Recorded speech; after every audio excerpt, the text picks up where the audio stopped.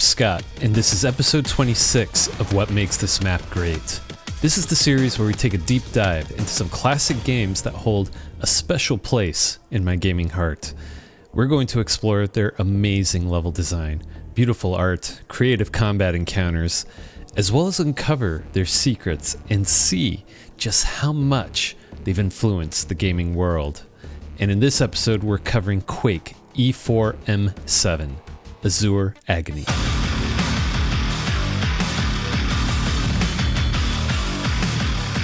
All sources used for this video will be linked down in the description below.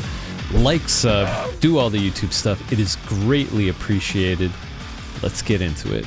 Azure Agony is the 7th map of episode 4, the Elderworld for Quake. And this grand finale for the Elderworld is brought to us by the one, the only, Sandy Petersen. As the name implies, this level is mostly built utilizing a set of blue textures that come from the wizard set of textures.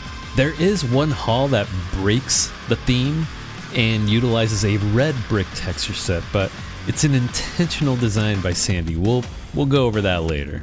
There are also several water features, and they all use this clean blue texture, and they emanate light, which creates this nice contrast with all the darkness throughout these halls. It really enforces the blue sort of haunting atmosphere. The player will need to search for the silver key in order to progress through the map. Additionally, they'll also be in search of the final rune for Quake, which will be required in order to have the final fight against the big bad, Shub Niggurath. But Shubbies got friends, and they're all going to be doing their best to try and stop you from getting that final rune. You can expect to encounter rotfish, zombies, spawn, death knights, fiends, boars, and my favorite, shamblers. The map has a total of 9 secrets. That's a lot of secrets. We'll make sure to uncover all of them because they all hide some useful items and pickups which we'll definitely need for this level. To give some context for the player experience up to this point in Quake, it all started at the Slipgate Complex, a military base that is home to a machine capable of dimensional travel known as the Slipgate. An evil entity codenamed Quake sends its own forces through from the other side, defeating and turning all soldiers into mindless grunts. Ranger, the lone marine played by you, fights their way through with a mission to defeat this evil force and put an end to Quake. You step through the Slipgate and enter the dimension of the doomed, a realm that is home to old haunted castles and dark underground caverns with monsters beyond our understanding. After conquering every obstacle, Ranger defeats Cathan, the realm's guardian, and obtains the rune of earth magic. He discovers that a rune of magical power awaits him at the conclusion of each of Quake's haunted lands. Ranger then proceeds to the realm of black magic, where his fight continues through decaying castles, dark crypts, and ominous mansions. Nothing can stop him. He destroys the Vor sisters and acquires the rune of black magic. The rune whispers dark thoughts into your brain and reveals that the Hellmother Shub Niggurath is behind all of this. You also learn that once armed with all 4 runes, the gate to Shub Niggurath's pit will open, and you can face the witch goddess herself in her frightful otherworld cathedral. Ranger continues his mission, travels through the next Slipgate in search of the 3rd rune in the Netherworld, a dark and barren place full of vaults and tombs, primal fear in a strange dimension. Surviving horrors of the Chambers of Torment, you grasp the rune of hell magic. Its terrible secrets blight your mind. Gathering the shreds of your courage, you become ever more determined to destroy the hideous creatures whose mere existence threatens the souls and psyches of all the population of Earth. With one more rune left to collect, Ranger continues on through the fourth and final slipgate into the Elderworld, where your worst nightmares come true, arcane and abstraction combined, with eldritch horrors threatening Ranger's sanity. This is where our journey takes place. Let's not waste any more time. Let's dive right in. We enter Azure Agony, and fitting of the name, the blue stone and brick from the wizard texture set are on full display here. This isn't a traditional entrance. Prior levels would have a barred off gate behind you to signify where you came from. Here, it appears we may have dropped down from the ceiling opening. We can even hear the sound of the wind above breezing by, as well as the ominous gruff of something else. Looking down the hall, one of those sickly greenish-yellow lamps lights the way, and beyond, a dark and haunting room awaits. The walkways are cast in shadow, with light emanating from several pools of clean water, creating a neat contrasting lighting effect. The pool openings create unusual shapes, and even the shape of this room is not of our world. Makes for an unsettling liminal space. And to make things more unsettling, we have two options for moving forward. Two wooden doors with peeled face skins pinned onto it. If the sound of moaning zombies wasn't enough of a warning, this clearly is. But technically, we have a third option to explore as well. It's always a good idea to explore water regions, and here we have a unique underwater setting. Azure blue surfaces complement the clear blue water. We even see this cool skull trim texture running along the lower parts of the walls. I also love the structural details, seeing these metal support beams holding the walkway above. And curiously, these golden glowing globes are unique to this map. They are otherworldly on their unique stands, floating and emitting light in this space. Lots of useful supplies underwater here, but clearly this is a watery grave full of zombies. But fear not, a gated path requiring a button press will lead us out of the drink. You'll just need to deal with a spawn and a death knight. Of course, I left one little detail out of this introduction. Let's just play it out. Mega up. Surprise! Looks like a shambler decided to join the party. Give him the shaft. Super nails work well too. From here, I like to take a swim. We've got the rocket launcher. Let's put it to good use with these zombies. And more zombies. The Elderworld seems to have magical properties with keeping zombies afloat in the air.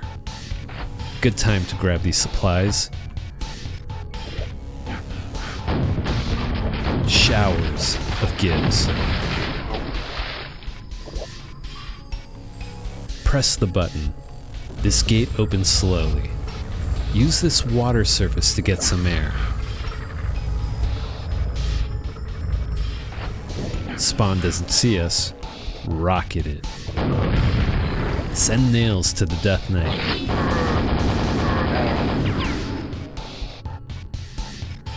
Going right on this hallway split, we can grab these nails. Through the wooden face door, and we're back in the dark pool room. As for going left at the split, you'll encounter a few more spawn waiting to ambush. One guards the silver key door, while two more, hiding in the darkness at the opposite side of it, guard this gated entryway. And look, the silver key awaits us in this room. So close and yet so far away. We'll get to that later in the map. Back to the dark shadowed pool room, we only have one choice to proceed forward. Opening these cursed wooden doors, we are treated to some rocket grenade ammo. It's a trap though. To get the ammo safely, notice these raised side steps? Jump to either side wall, and you can access the ammo without falling through the trap door. Unfortunately, we do need to drop down. Proceed down. A death knight greets us. Let's clear this space before we proceed. Spawn in the dark corner. It's dead. This may be the start of our agony from here on out. The bluestone brick and stone theme continues in this space with these wall lamps. These two buttons are the key to proceeding forward through this hall in the middle. Iron grates block the way to a raised lift. And here's our first agony. When you proceed down the hall, the sidewalls open up, revealing a death knight who will be eager to cut you up. But we also have a wonderful treat, a quad damage power-up. But don't be too quick on grabbing that quad. We'll want to maximize its use.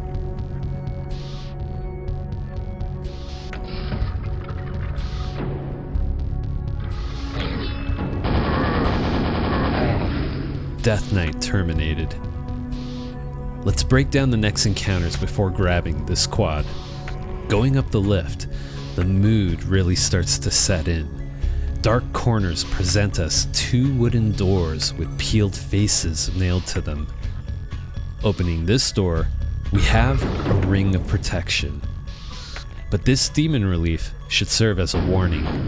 Approaching it, a spike trap fires from its mouth. The play here will be to grab the ring, and then drop down to grab the quad damage at the lower area. Right up the lift, and then continue through this door. And yeah, this is where we get to have some fun.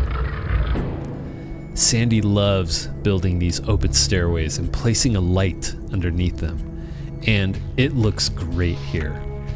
A nail trap is signified by the skull trim on the second step up. You might notice it there subtly blending with the blue wall. A fiend also waits to ambush. A moment of panic from the trap triggering gets intensified with this combination of an encounter. Continuing through, this dark, moody azure blue theme gets completely flipped here. This lone spawn in the corner calls this red brick hallway home. Such a contrast to the blue, but there is design intent here. Not only does it serve as a landmark for what is pretty much a maze-like map, we'll be finding a secret later that will hint at us to return here.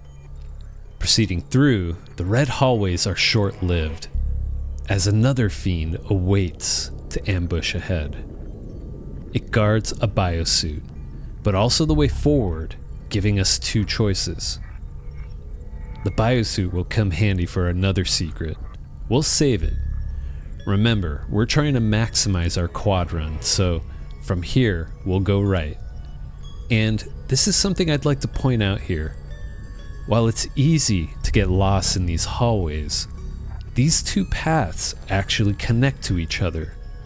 It's a neat way to create looping, connecting pathways, utilizing lighting and architectural features to create landmarks, such as this red armor guarded by a fiend. This stretched octagon window serves as a landmark, and looking through you get hinted of a secret in this area with a button placed in the back, as well as this area here with the Vor guarding a ring of protection. Even the ceiling archway is vaulted here to help create visual distinction to the other areas. And from this ring of protection platform, the way forward is just across from it, which we can use this red glass skylight as another landmark. Well, let's go on that quad rampage. Once we clear the halls, we can slow it down a bit to grab the secrets hidden here. Make sure to jump from the lift. Would hate to waste time with these power-ups.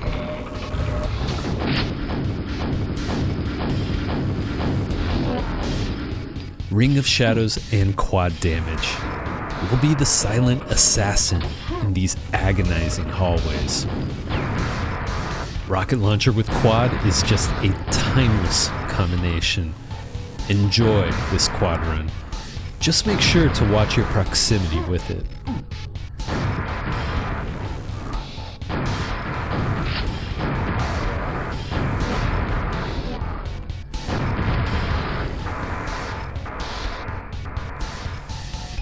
What a run. Let's loop to the right and make our way to that red armor.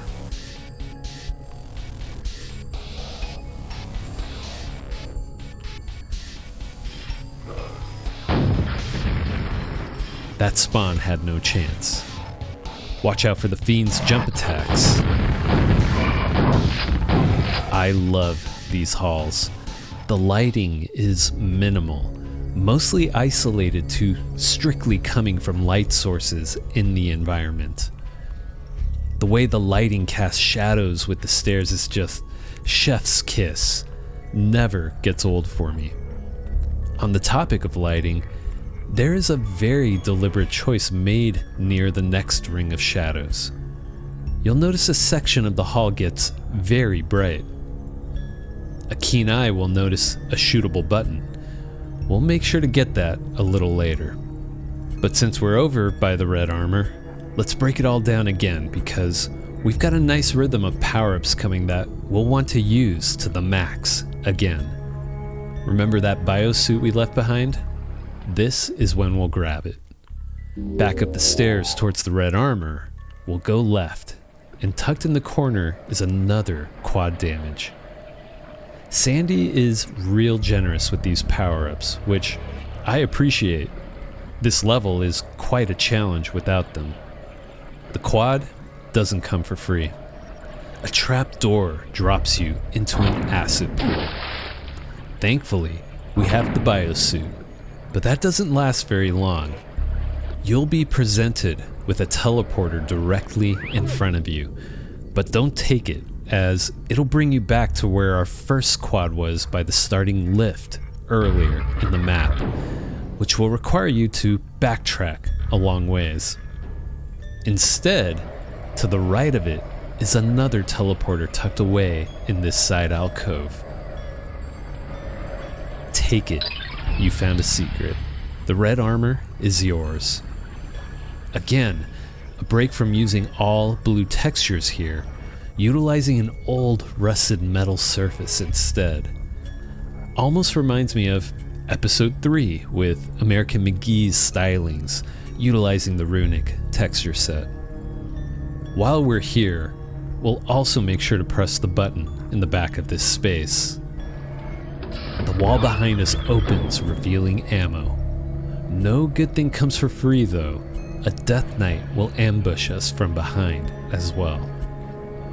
From here, we'll navigate our way to that brightly lit part of the blue halls by going left. There's that shootable button. Before shooting, notice that the stairs here has one that is much longer than the others. Make sure to stand on that as you shoot the red button. The staircase rises slowly. Our quad may run out here, but hey, we found a secret, giving us access to this top floor with supplies, as well as access to the ring of protection. That shambler will definitely try to tear us up, but even without quad, we can utilize our thunderbolt or super nails. Be mindful with your shots though.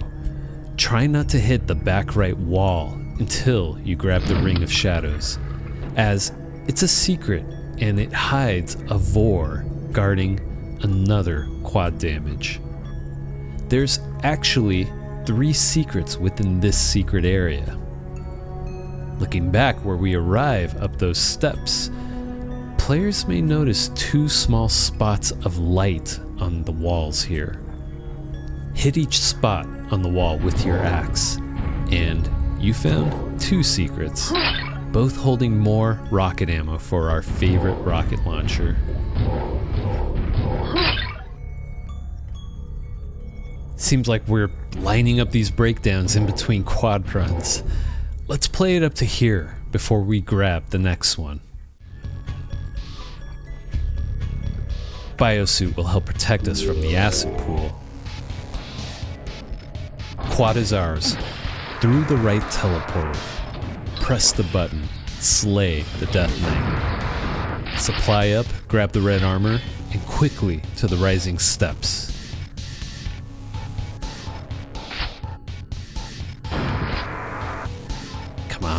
Come on.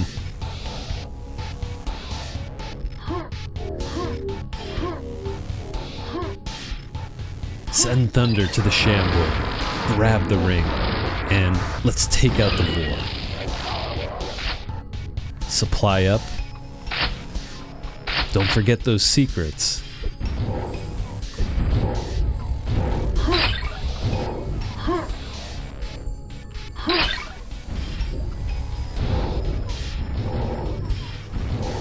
Oh, that mega?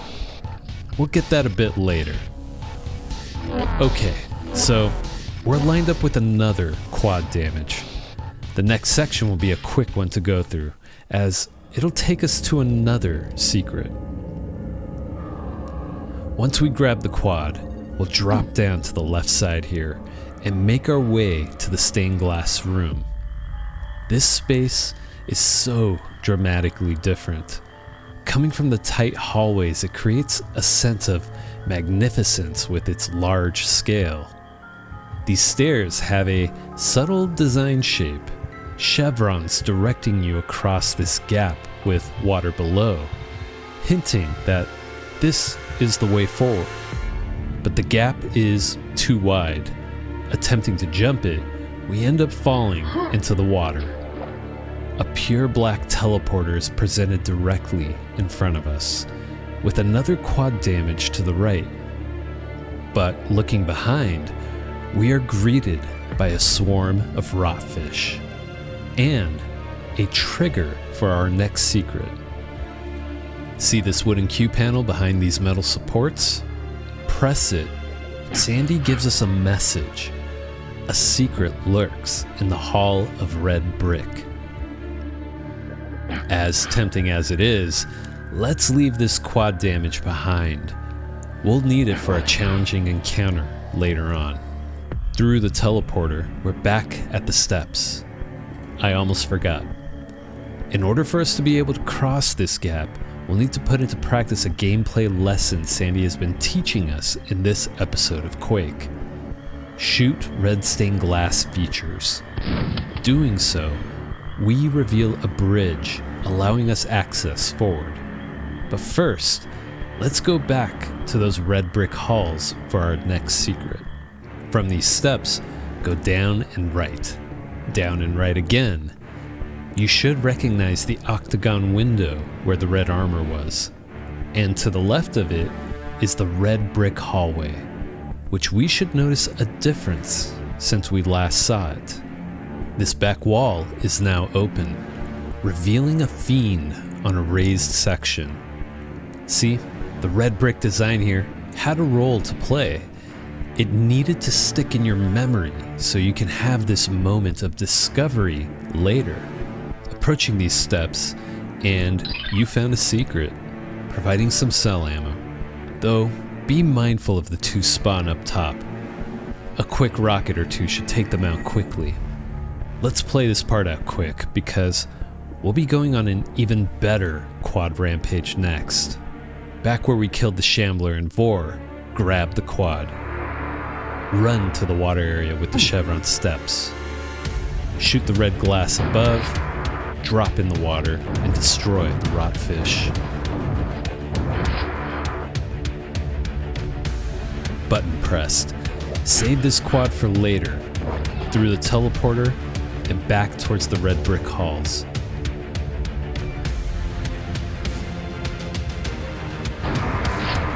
theme turns into gibs, and the spawn turn into a mist. Backtrack. Grab any ammo and supplies you may have left behind, because we'll need them as we are approaching the last couple encounters of this map. Once we grab this quad in the water, go through the teleporter and jump across. We enter a long, sinister hallway. A Vor awaits in the shadows. It's hoping you unleash a quad rocket point blank. Such a nasty surprise for such a close encounter. The pools of light coming from those elder light fixtures create mood in this long hall, leading our eyes down towards another magnificent space. I think Sandy leans into his Lovecraftian knowledge here. The space is enormous, maybe a nod towards Cyclopean architecture referenced by Lovecraft's stories. The clean water is broken by 4 sloping ramps. From the left, the iron bars blocking our way here early on in the map. Straight ahead, a pentagram of protection guarded by a Vor. And to the right, another quad damage, which we should save since we'll be quadded up already. Most importantly, the silver key awaits us at the center of the room. You may have noticed the sound of moaning zombies nearby. Sandy is consistent. Just like earlier, these zombies are lurking down below underwater.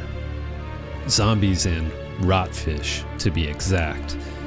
Maybe this water isn't as clean as it looks.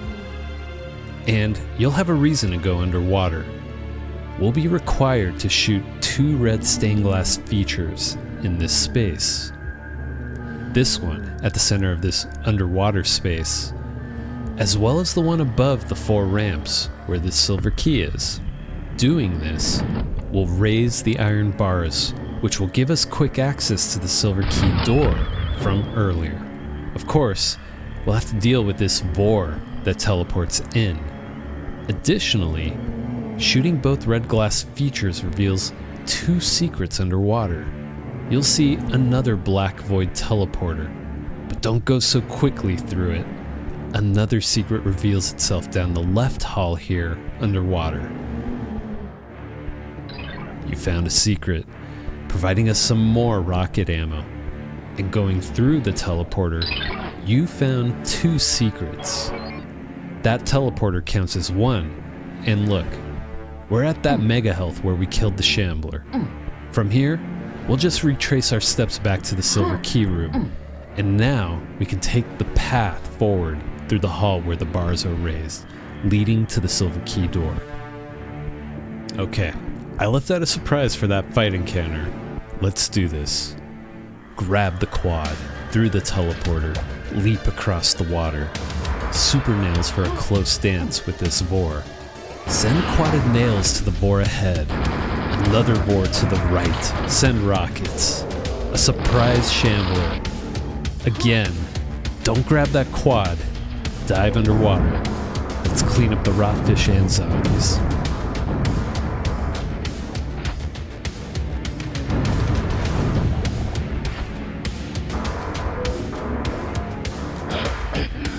Shoot the red stained glass features. Take out the Vor. Make sure to grab the secrets underwater.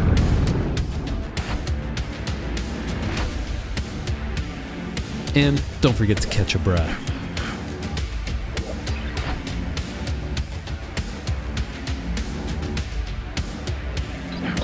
Mega is ours. Return to the silver key room.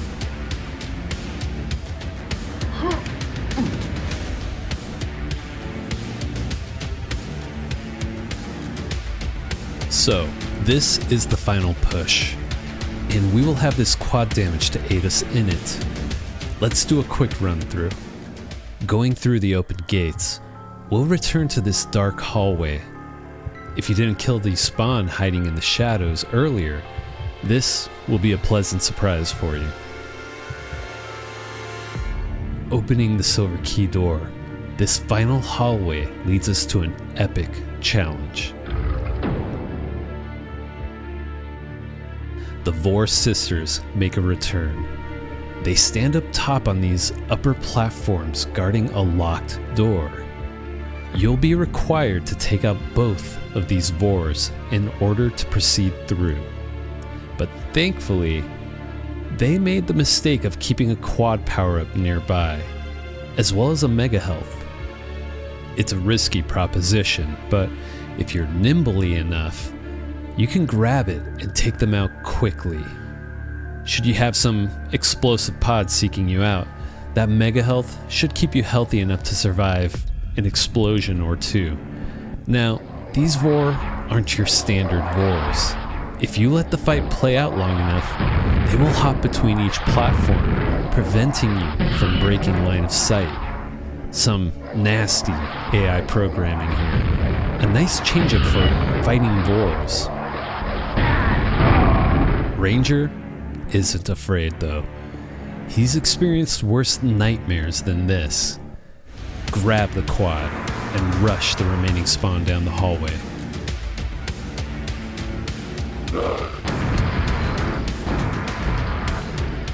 Through the silver key door.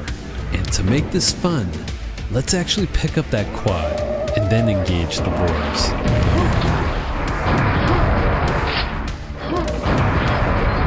I had to replay this in slow motion. Didn't plan it, but I leaped over the exploding pod here when going for the mega health. Vor sisters dead. Utilize a platform to explode any remaining pods. And we've done it. The Elder Room was locked away behind this door. We've survived the eldritch horrors and abstractions of the Elder World.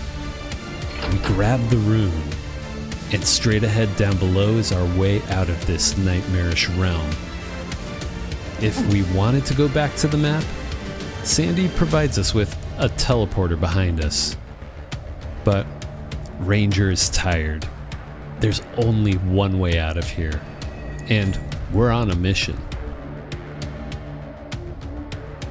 We step through the runic gate. Score screen here, showing off that enormous space where we grab the silver key. Such a cool experience. We get some wonderful lore at the end of every episode, and this one's great. Despite the awful might of the Elder World, you have achieved the Rune of Elder Magic, capstone of all types of arcane wisdom. Beyond good and evil, beyond life and death, the rune pulsates, heavy with import.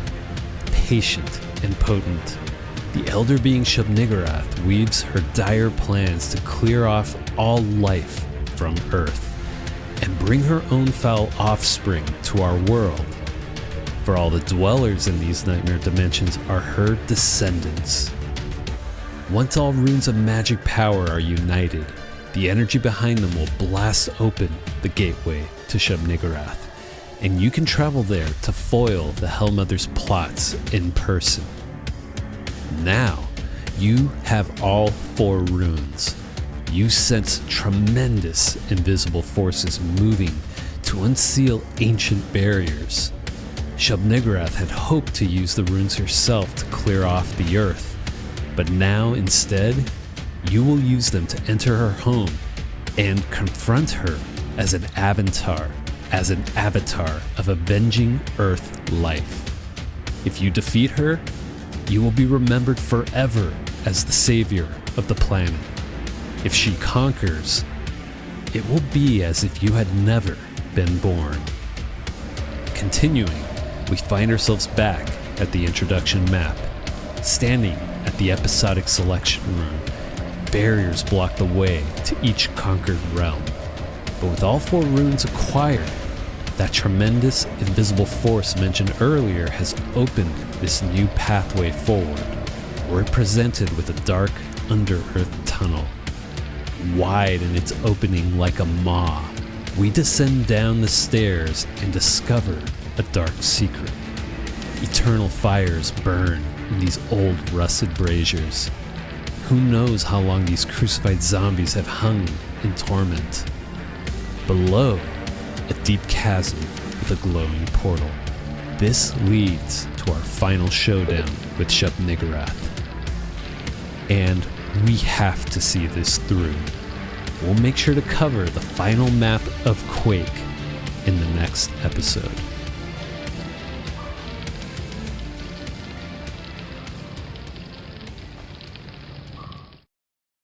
So here's the part where we go over some quick trivia regarding our featured map. This map has the largest file size compared to all of the maps in Quake. It weighs in at a whopping 1,460 kilobytes, which equals to roughly 1.4 megabytes. The next biggest map for comparison is E4M7, The Wind Tunnels by Tim Willetts. We didn't cover that map. It wasn't that great. Anyhow, it's 60 kilobytes larger than that one. And thankfully, that was the exact size limitation that the developers were required to work under during the development of Quake. They were exchanging map files using floppy disks, 3.5-inch floppy disks, which have a max capacity of 1.4 megabytes. Sandy's really pushing those limits, huh? There is a spawning glitch that occurs at the start of this map with the zombies and the pool of water. Once you enter the pool of water and start defeating the zombies under there, more zombies spawn above and they're supposed to drop down into the water. But if you take a peek, as we experienced in my playthrough, it looks like they're floating up near the ceiling. I can't imagine that this is working as intended. To me, it looks like the character models are placed a little too close into the ceiling, so their collision catches them, essentially, and it prevents them from dropping down. Unless, maybe Sandy's pulling some Lovecraftian shenanigans. Maybe space and time are unnatural in the Elder World of Quake. Ooh. Speaking of water areas, unique to all of Quake, this is the only level where one of these pools is decorated with unique glowing spheres. It's the pool at the start of the level with the zombies, and these orbs look like flat sprites. It creates for a unique experience in the entirety of Quake. I do wonder though if these orbs were intended to be used as final art assets for decorating an environment. Considering Quake is a 3D engine, having environment features built in 3D maybe would have been a better choice. When you look at how sprites are used throughout the rest of the engine, it's mostly for like special effects like blood splatters or weapon particles, for example. That said, creating a smooth sphere in 3D requires a lot of polygons, and that would definitely take a hit on performance for this engine, especially back in the mid to late 90s. So, what makes E4M7 Azure Agony a great map? The map goes all in on its theme. Its use of the azure blue from the Wizard texture set makes an excellent choice when paired with the map's overall minimal contrasting lighting. This creates an unsettling place full of liminal spaces that suits the eldritch abstract nature of the Elder World. True to his style, Petersen shows his mastery of creating non-linear maze-like settings. Normally, I'm not really a fan of mazes in first-person shooters. It's such an old-school practice for level design. But this maze is actually fair in its design. Hear me out. There are key pathways, like the looping connections between the blue and red hallways. You also have key landmarks. The red brick hallway is a high contrast landmark, which is later recalled to a secret message. A secret lurks in the hall of red brick. This helps the player make those mental connections in their memory to navigate there and find a hidden secret. There's also unique architectural cues. I called out the stretched octagon window with the red armor, for example. Think of that extra bright spot in the blue halls with the stair secret leading to the Ring of Shadows. Admittedly, the first time in this map, I remember getting lost, but then I started to take in these visual cues. There are moments that demand the player to think and use their visual memory.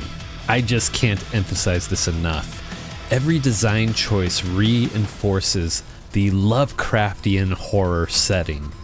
The cursed wooden doors with peeled faces nailed to them, the ominous lighting throughout, the otherworldly underwater globes, the cyclopean architecture of the Silver Key Room. I love it. Let's talk about the rewarding power-ups. Sandy is extremely generous with the power-ups throughout all of the Elderworld, and rightfully so, because these maps are tough. But it's all about his strategic placement of these power-ups. It gives the player opportunities to combine multiple power-ups at once, and if you're clever and fast enough, you can chain each of these power-ups back to back. It allows the player to live in this power fantasy trip through the whole experience of the map for the most part. And like I said, it's greatly appreciated because Sandy is nasty with his monster placements in this map. There are spawn hiding in dark shadows. You won't see them, you'll hear them, but it might be too late until they start hopping around. There's lots of fiends that are placed directly around corners, and for first timers, yeah, you're gonna be caught off guard. You'll need to be quick in swapping weapons, making sure you don't have the rocket launcher in hand for a close encounter fight. I mean, come on. Sandy drops a shambler right on us at the start of the map. It's a good thing he gives us a mega health at the start of every map, right? It's brutal, but it's made a little bit easier with all of these power-ups throughout the map, and makes slaying these monsters a ton of fun. And finally, the finale. I know, I'm sure some of you have some critiques about the boss fights that Quake provides. Cthulhu's probably the best one. All the other ones, well, sure. On top of that, like, the approach would allow players to take easy shots utilizing the long haul in the corner. You can avoid all of those explosive pods and take little rocket shots from a safe distance. But I wanted to demonstrate in my playthrough that Quake is meant to be played aggressively. Your movement is what gives you an advantage for most of the monsters in Quake, especially the Vores. Anyhow, I like that the Vor sisters return. And if you're playing on hard or nightmare, there's actually 3 Vores in that final room.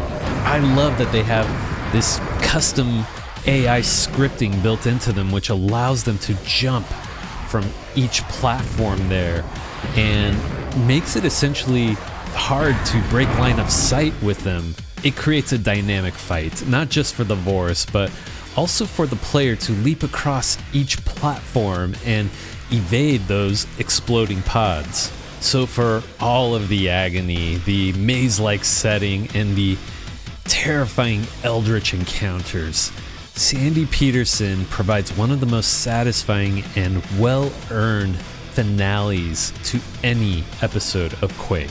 It's a masterclass in atmospheric design and strategic combat pacing, making that final step into Shub Niggurath's pit feel like a well-earned, hard victory. What are your thoughts on E4M7, Azure Agony? Did the Shambler drop at the start of the map catch you off guard? And how did you handle that final Vor fight at the end?